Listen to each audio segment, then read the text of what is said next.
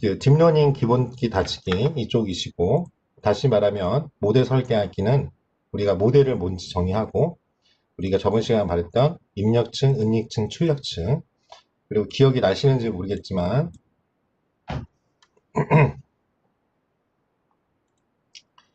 어,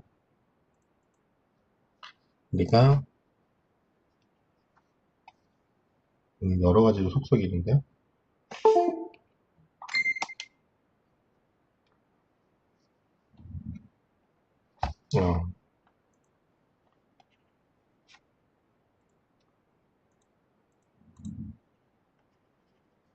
어, 잠깐만요. 여기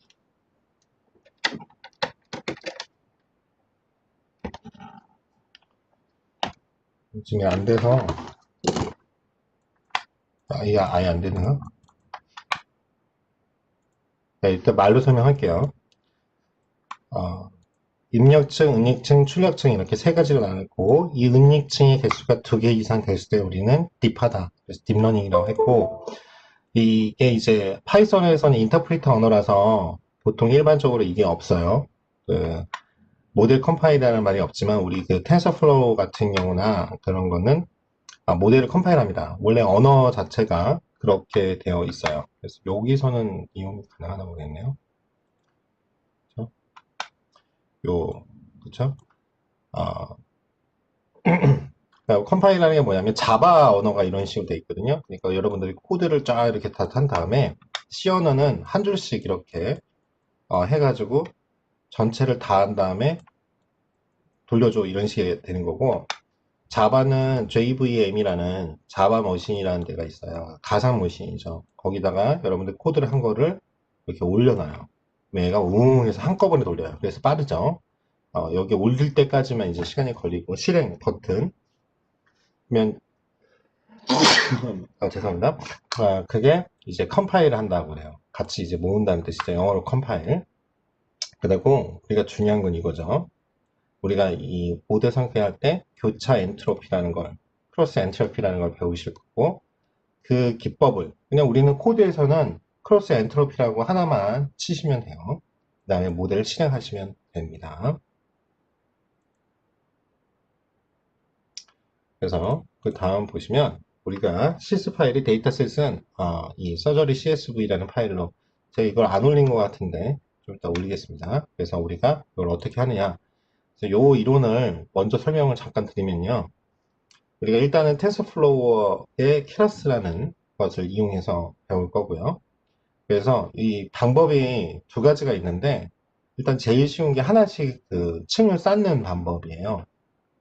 근데 이러면 코드가 좀 길어지긴 해요. 제가 익숙하지 처음 배우는 거니까. 그래서 텐서플로우의 각 그 서브 모듈에 이제 케라스라는 거를 불러서 거기 안에 케라스의 모델즈라는 거를 이용하겠다. 그래서 그걸 불러서 시퀀셜, 그러니까 연속으로 쌓는다. 그 모듈을 부를 거예요. 그 다음에 똑같이 케라스에서 layers, 즉 어떤 층을 쌓는다. 그래서 import dense layer, 하나씩 층을 쌓는다는 뜻이고요. 그래서 우리가 필요한 라이브러리가 이제 num파일을 이제 보통 이 as, mp 이런 걸 alias라고 하거든요. 별칭이라고 합니다. 그래서 이걸 mp라 부르고 tensorflow를 tf라고 부를 거다 이거야. 그 다음에 처음에 이게 되게 중요한 내용인데요. cd 값 설정하는 방법이 있습니다. 그게 뭐냐면 mp random seed 이렇게 지금 나오는 건데요. 이게 이제 R에서도 나오죠. 여러분들 seed 값을 주는 이유가 우리가 랜덤하게 예를 들어서 지금 안 돼서 빨리 고쳐야겠네. 자, 색깔이 마음에 안 들어요. 자, 우리가 이 랜덤하게 한다는 거는 무작위 추출을 한다는 뜻이에요. 무작위로 추출하게 되면은 요 시드 값을 주면 어떤 식이 가냐면요. 여러분들이 결과값을 무작위로 추출하게 되면 각 코드의 각 결과값이 다 틀리겠잖아요. 근데 여러분들이 이 시드 값을 설정을 해버리면 어, 그 이한인 님인가요? 그 잠깐 끄세요. 그쵸? 얼굴이 녹화가 돼요. 어떻게 되냐면 시드 값을 주게 되면은 결국 뭐냐면 우리가 한번 무작위 추출해가지고 값이 뭐 예를 들어서 0.1, 0.2 뭐 이렇게 값이 나왔어요. 근데 요 무작위 추출을 하게 되면 이제 좋은 이제 일반화가 되기 쉽다는 장점이 있죠. 여러분 통계 시간에 배웠을 거예요.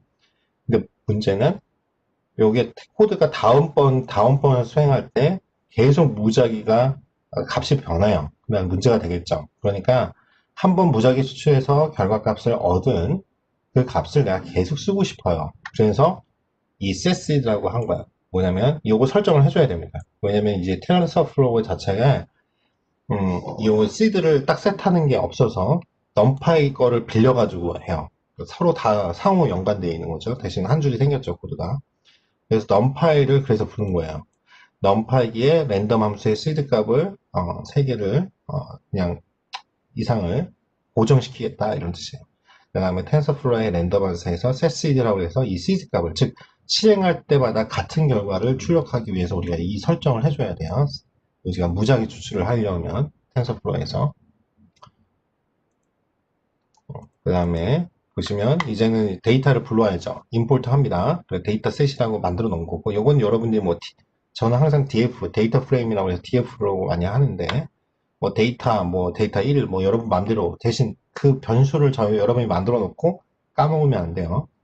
그래서 이제 뭐냐면 텍스트 데이터로 돼 있다. 있죠. numpy의 로드 텍스트 이렇게 해서 요거는 이제 거기 데이터가 같은 곳에 있을 때 이런 표시를 합니다. 데이터셋이라는 폴더 안에 요 그쵸?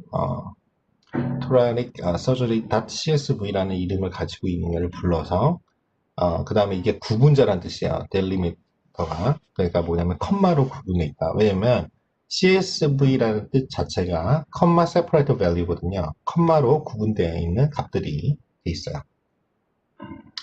그래서 환자의 기록과 수술 결과를 우리가 XY로 구분해서 저장을 할 건데 이 뜻이 뭐냐면 데이터셋에서 X값은 앞에 행은 다 가져온다. 행은 뭐냐면 레코드예요. 요거 데이터셋을 여러분들이 좀 보셔야 되는데 이게 또 맞다 갔다 하기가 참 불편하네요.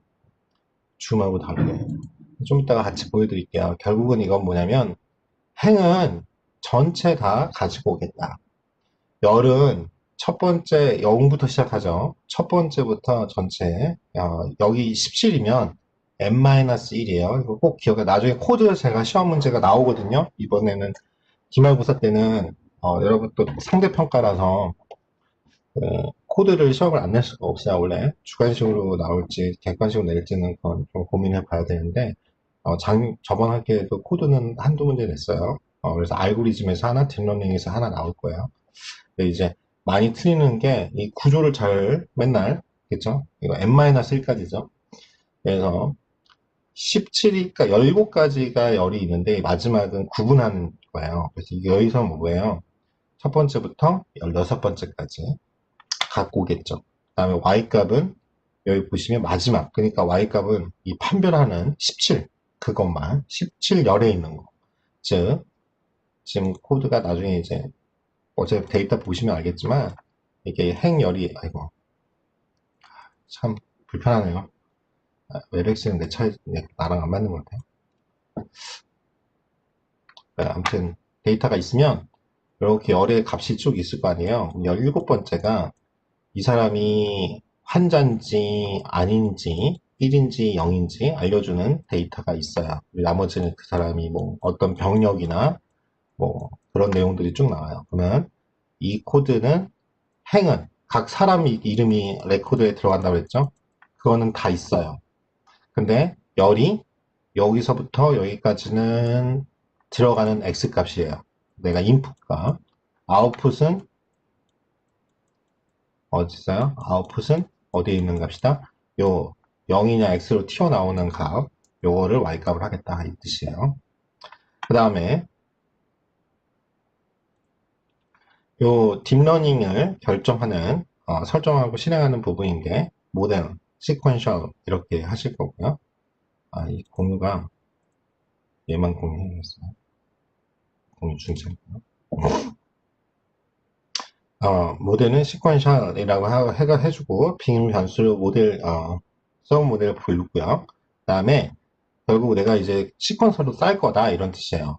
이 뜻이 내가 이제 층을 입력층 이렇게 오면 우리가 이 은익층을 이렇게 sequential이라는 걸로 요걸 불러가지고 모델을 만들 거야. 여기다 집어넣는다는 거잖아요. 그러니까 연속 함수할 수 있는 모듈을 지금 일단은 불러 호출을 해놓고 그 다음에 add로 붙이는 거예요. 뭐냐면 dense layer, 즉 하나씩 층을 겹겹이 쌓을 건데 처음에 30개를 쌓아요. 여기서부터 까지 30개를 쌓겠다 이거야. 이게 노드 값입니다. 그 다음에 input은 delimiter는 17개요. 자, 그래서 요거는 30개가 노드입니다. 30개는 노드고요. 그러니까 요 층이 총 몇 개 있냐면 17개예요. 펜이 없어, 펜을 못 쓰니까 답답하네. 17개의 층이 있고요. 요 안에 30개의 노드가 있는 거예요. 요게. 아, 진짜. 요거. 알았죠? 그리고 마지막에 요 출력하는 아웃풋을 남기고 나올 건데 하나예요. 이때 요 오는 게 결국 뭐냐면 여기 다 댄스 레이어가 이렇게 다 이렇게 쌓여있을 거 아니에요? 그래서 마지막에 출력층으로 이렇게 가요. 그러면 이렇게 이렇게 그렇죠? 노드 값들이 다 결력해서 여기에 각각의 가중치에 어떻게 되냐면은 요거면 wx1 플러스 뚜뚜뚜뚜 17개니까 wx 뭐 17, 그쵸? 17개 층을 쌓은 것들, 이것들이 다 가중치가 결합이 돼서 선형 결합돼서 이쪽으로 와요. 그러면 이쪽에서 온 것이 어떻게 해요? 마지막에 시그모이드 우리 배웠죠? 이 시그모이드 함수를 출력 함수로, 활성 함수로 보내가지고 결과값인 아웃풋이 나오는 거예요. 이게 분명히 뭐 별건 아니에요. 결국 이런 내용이에요. 그래서 뒤에 보시면 그런 다음에 이제 실행을 해야 되잖아요. 그때 코드를 다 짰으면 그 다음에 우리가 컴퓨터 보고 시켜야 되니까 컴파일을 할 겁니다. 즉 어떤 데이터 소스가 데이터셋을 이러한 묶어가지고 올린다는 거죠. 마치 자바면 자바 머신에다 올리는 것처럼 우리가 이 텐서플로우 서버에 있는 머신에 올리는 겁니다.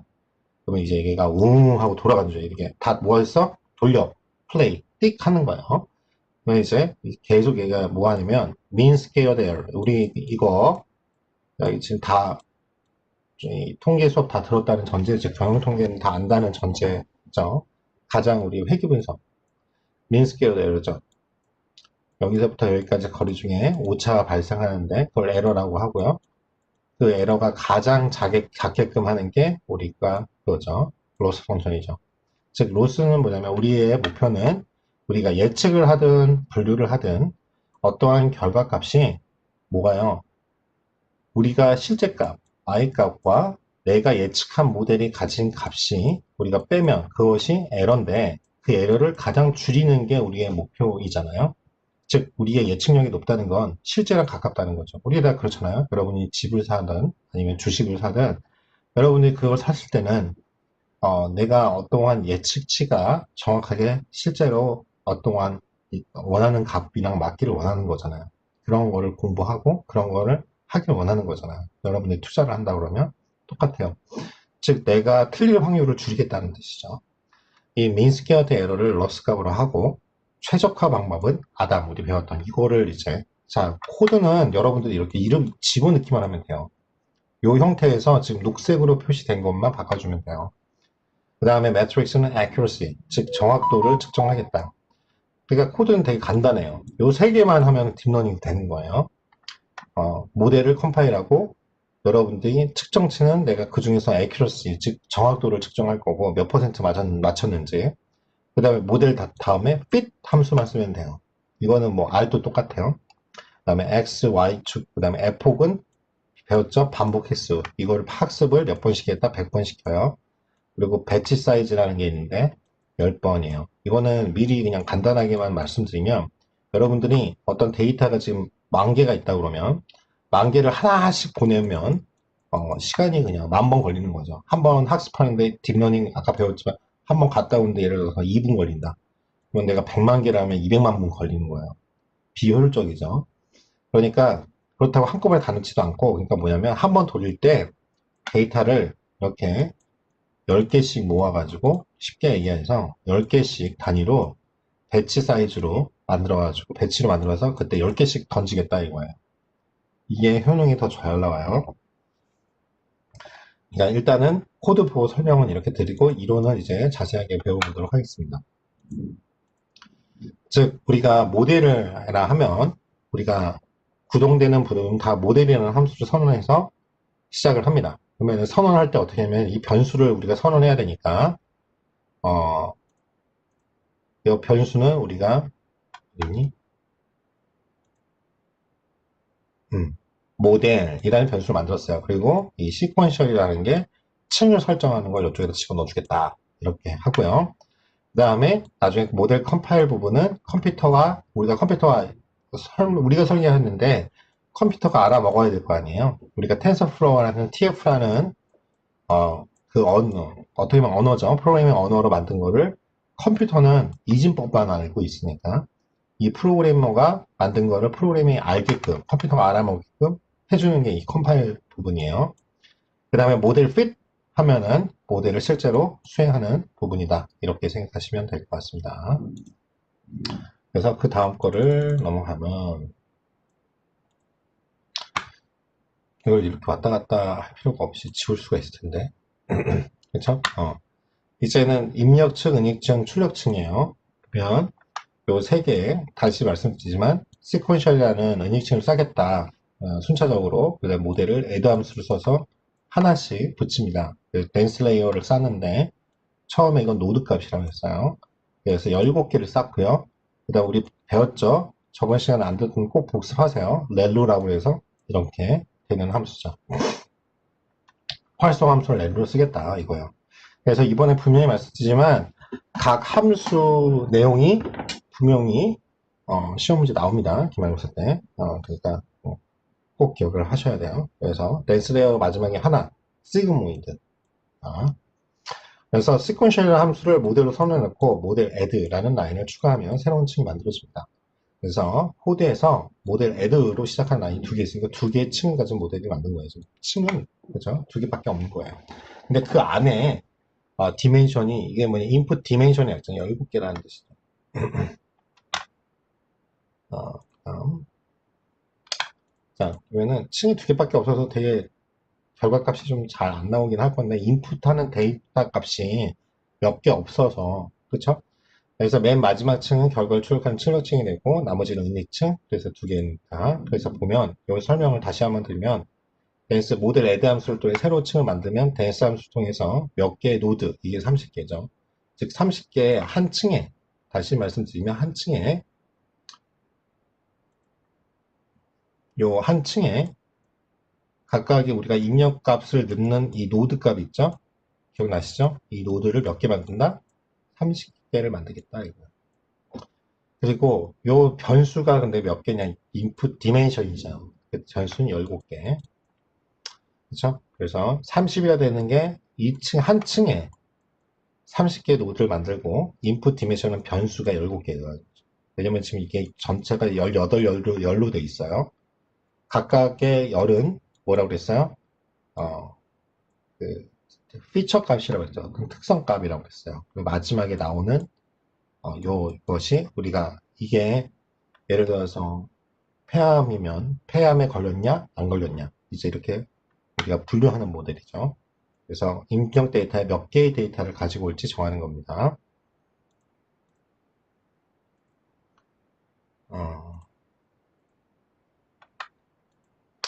그래서 케라스는 입력층을 따로 만드는 것이 아니라 첫 번째 입력층에 input dim을 넣어서 첫 번째 댄스가 입력층, 음력층 플러스 입력층 역할을 해요. 그래서 케라스의 입력층 자체가 처음부터 input dimension을 넣어서 거기가 입력층하고 음력층하고 마치 섞여 있는 것처럼 보이는 거예요. 그게 입력층입니다. 그래서 여기서는 폐암 수술 환자의 생존 여부 데이터에는 17개의 입력값이 있습니다. 즉 변수값이 17개예요. 그래서 그 17개의 값을 받아서 은행층 30개의 노드로 보낸다는 뜻이에요. 그래서 여기 잘 나와 있는데요. 은행층을 댄스라고 하면 X부터 X에 17개가 있고 이게 각각에 가서 그렇죠? 두 번째 층에 우리가 이게 입력층이고요. 17개의 변수 값이 있겠죠? 그게 각각 가는데 이 안에 노드는 30개예요. 마지막에 출력층의 대신에는 하나로 선연결합이 됩니다.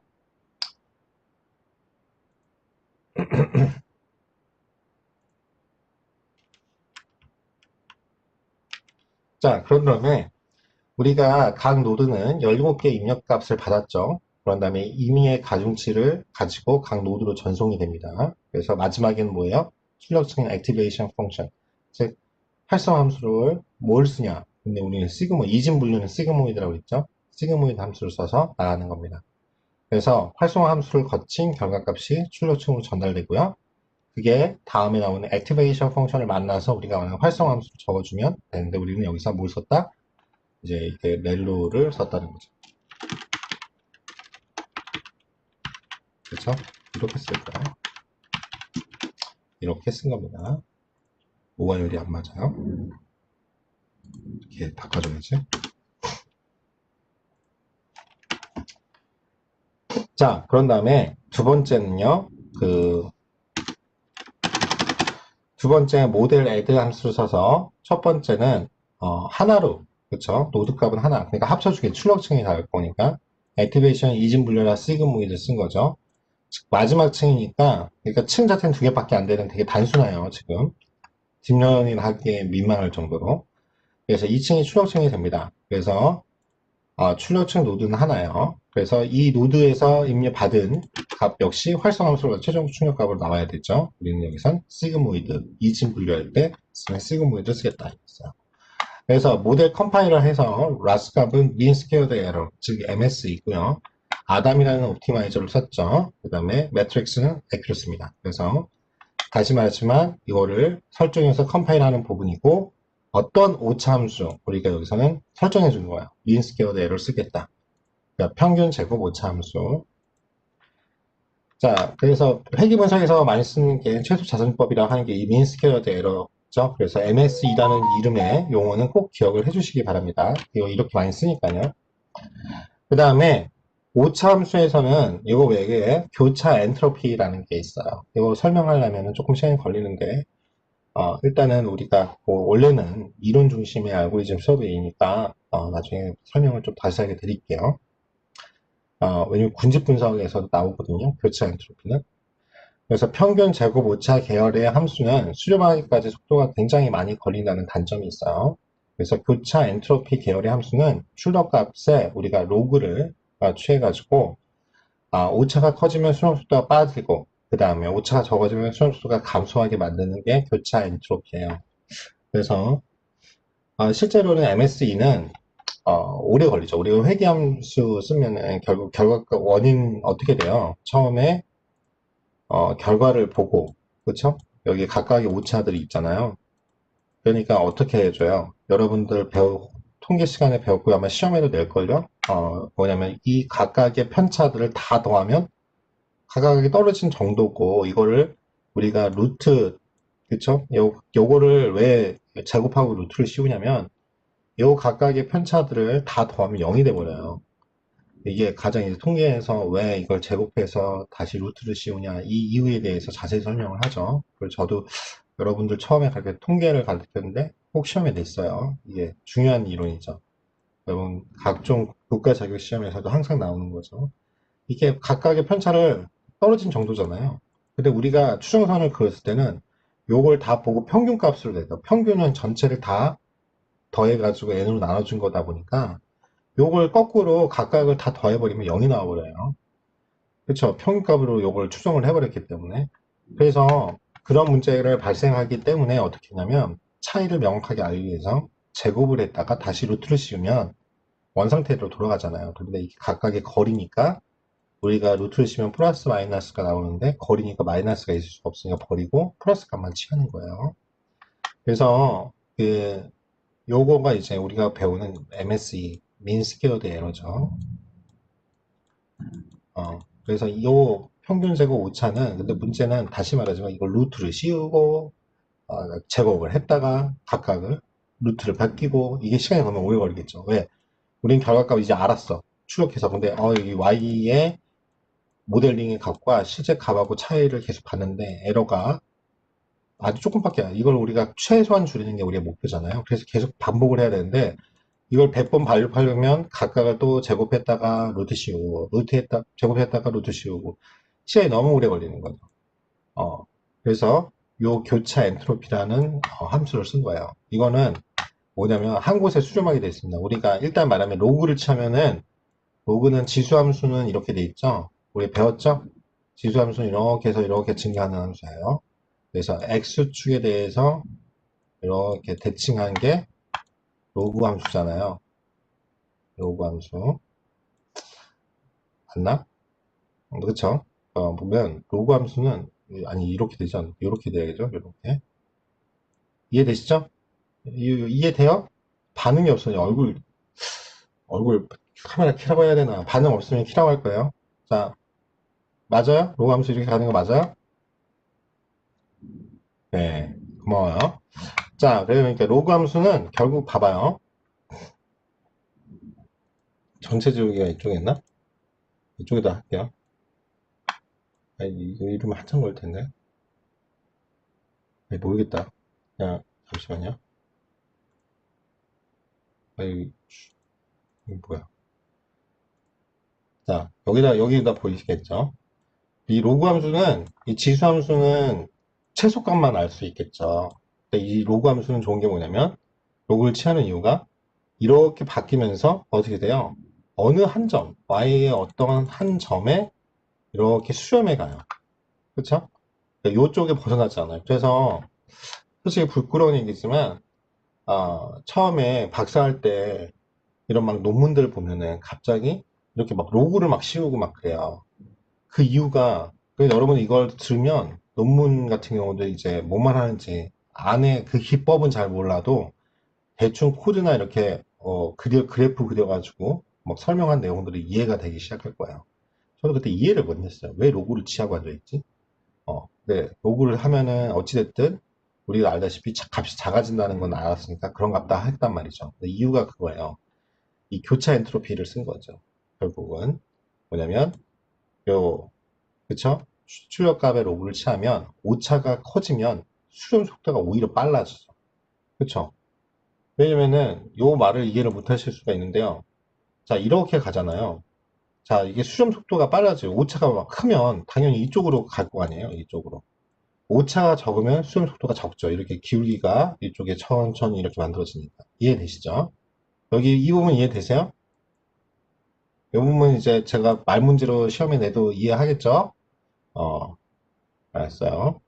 요걸 많이 헷갈려 해요. 그래서 최적화하는 방법이 이거다 이거예요. 우리가 x가 전체 17개의 인플레에서 집어넣었어요. 그래서 거기 각각의 웨이트, 즉 가중치, 우리 쉽게 ax 플러스 b예요. 여기에 지금 편의상 우리가 절편 ax 플러스 b 절편값을 안는 거예요. 그 절편 대신 우리가 에러가 들어가는 거죠. 다시 말씀드리지만 우리가 선형 결합할 때 w1 x1 플러스 에러 1 이렇게 쭉쭉쭉 되는 거잖아요. 이제 회계 분석할 때도. 그러니까 요거죠. 요렇게 곱한 다음에 뭐가 있는데 일단 에러는 생각 안 하고 이렇게 지금 일단은 간단하게 구조를 만든 거예요. 그래서 가중합을 왜냐면 얘는 얘도 받고 봐봐요. 얘한테도 영향받고 x 17가지나 되는데 얘한테 다 이런 걸 뭐예요? 다 연결됐으면 fully connected 됐다. 완전히 연결돼 있다 그래요. 얘 이렇게 노드에서 노드 하나만 지금 이렇게 17개의 가중치를 받은 거예요. 그렇게 해서 몇 가지? 30개까지. 그러니까 이걸 계산한다고 생각해 보세요. 여러분 손으로. 자손 대대로 계산해야 된다니까. 요거까지는 쉬워요. 그게 아니라 거꾸로 가는 오차 영점표를 계산한다고 생각해요. 퍼센티지로 생각해가지고 내가 영향받은 걸 하나씩 그렇죠? 옛날에는 하고 싶어도 컴퓨터가 그 속된 말로 뻥 나는 거죠. 하다가 웅 계산 못하는 거 에러 뜨는 거죠. 용량이 안 되니까 메모리가. 근데 지금은 가는 거예요. 엔비디아의 GPU 그쵸? 콜랩 이런 걸로 가능하게 된 거죠. TPU 같은 걸로 계산이 이제 가능했으니까 이 딥러닝이 좁은 거야. 성능이 막 90 몇 퍼센트씩 나오니까. 근데 이제 이거를 그대로 우리가 딱 왜 빅데이터가 원료라고 하냐면 한마디로 원유라고 하냐면 빅데이터가 데이터가 있어야 되잖아요. 근데 이제는 막 그게 버렸던 센서 뭐 이런 데이터 1억, 10억짜리 데이터도 다 이제 분석이 된다는 거예요. 데이터가 들어가요. 일단 데이터가 있어야지 뭔가를 할 거 아니에요. 여러분들 뭔가를 조사를 할 때 데이터가 있어야지 뭔가를 할 거 아니에요. 그래서 빅데이터고요. 이게 원료예요. 한마디로 석유가 있어야 자동차가 가는 것처럼. 그러면 요 설계하는 게 바로 인공지능이에요. AI예요. 그렇죠? 인공지능 설계를 해서 요게 두뇌예요, 두뇌. 요게 우리가 아는 로봇이나 이런 거, 로봇도 한 종류예요. 이런 걸로 가는 게 뭐예요? 인터넷 오브 띵스예요. 사물 인터넷이에요. 여러분들이 가장 쉬운 건 AI 스피커. 그쵸? 그 다음에 여러분들이 내비 같은 거 해가지고, 뭐, 아리아, 뭐, 그쵸? 뭐 하면은, 네, 하면서 막 해주잖아요. 그건 음성인식이 그게 들어간 거예요. 결국 요게 들어간 거예요. 요거. 지금 우리는 요 부분의 일부 가장 쉬운, 이 신경망을 공부하고 있는 거예요. 이해되시죠? 예, 여기까지는 알아야 된다는 거죠. 그래서 잘 들으시기 바랍니다. 그래서 이렇게 각각의 다시 말하자면 이게 뭐예요? 가중합을 렐루로 빼죠. 왜? 뭐 때문에 그랬어요? 얼마 전 시험에도 그 데이터 지능 시험에 나왔는데 뭐예요? 기울기 소실 문제. W 그 값을 구해야 되는데 우리가 배웠죠. 뭐예요? 최대 해봤자 0.25밖에 안 된다고. 그래서 이 렐루로 뺀다고 그랬죠. 제가 분명히 시험에 나옵니다. 이거 이 함수는 되게 중요해요. 뭐 공식까지는 안 낼 거고 이론은 어떻게 되는지는 아셔야 돼요. 렐루로 빼죠. 그래서 이렇게 해서 반응이 와요. 그러면 y값이 각각의 출력값들이 나올 거 아니에요. 몇 개가 나와요? 총 30개가 나오겠죠. 그 30개를 또 웨이트가 또 들어가서 가중합이 되겠죠. 그러면 이진분류니까 시그모이드 함수로 1과 0으로 떨어진다 이거예요. 그러면은 폐암 환자냐 아니냐를 생존율, 그쵸? 살았냐 죽었냐 그거를 도식화하면 요 W는 이제 뭐예요? 각 층의 가중치들의 집합이겠죠. 자, 그래서 이제 모델 컴파일을 매트릭스라고 그래가지고 그걸로 설정을 하는 거예요. 수행 결과를. O와 열이 안 맞네. 그래서 정확도 측정하기 위해서 테스트 샘플은 우리가 다시 말하지만 트레이닝하고 테스트하고 놔뒀죠. 이렇게 데이터가 나오면 보통 7대3 아니면 8대2로 나눠가지고 요거 갖고 뭐예요? 트레이닝 시켜서 우리가 뭘 만들어요? 이거 꼭 기억하세요. 모델을 만드는 거예요. 그리고 이 모델이 정확한지를 아는 건 이 나머지 이런 거를 영어로 일부를 떼어놨다. 그래서 홀드아웃이라고 하죠. 이거 떼어놓은. 아니 왜? 우리가 또 새로운 데이터가 이게 맞는지를 확인하려면 검증하려면 또 데이터를 조사할 필요가 있는데 그럴 필요 없죠. 무작위로 이걸 셔플링 해가지고 왜 셔플이라는 말이 나중에 나와요. 보면 셔플이라는 게 코드에도 나옵니다. 셔플링을 한 다음에 무작위로 추출하는 거죠. 그러면 나머지 20%는 새로운 데이터라고 해도 되잖아요. 그 데이터를 남겨놓은 걸 홀드아웃이라고 하고 이 홀드아웃 한 것을 요 검증할 때 쓴다고 테스트 데이터를. 그래서 테스트 샘플을 학습 과정에서 제외하고 그래서 과적화 문제를 방지하는 거죠. 왜? 보통은 과적화 오버피팅이 코드에서는 어떻게 나오냐면요. 우리가 훈련 데이터를 이 모델링 하잖아요. 반복 F폭을 많이 하잖아요. 그러면 미리 말씀드리지만 그 트레이닝 데이터는 오차가 점점 이렇게 확 줄어요. 근데 이 테스트 데이터, 이 U 데이터는요. 어느 순간에 줄다가 과적합이 일어나잖아요. 그러면 다시 증가해요. 그래서 이 부분에서 끊어야 돼요. 이 끊는 방법을 이제 또 코드로서 개발을 하고 이것들을 하는 것들이 공학도들이 하는 거예요. 이 성능을 넓히는. 우리는 데이터 기반한 마케터들은 하는 일은 뭐냐면 이렇게 검증된 내용들에 잘 돼 있는 기법을 갖고 우리 산업에 이용하는 거예요.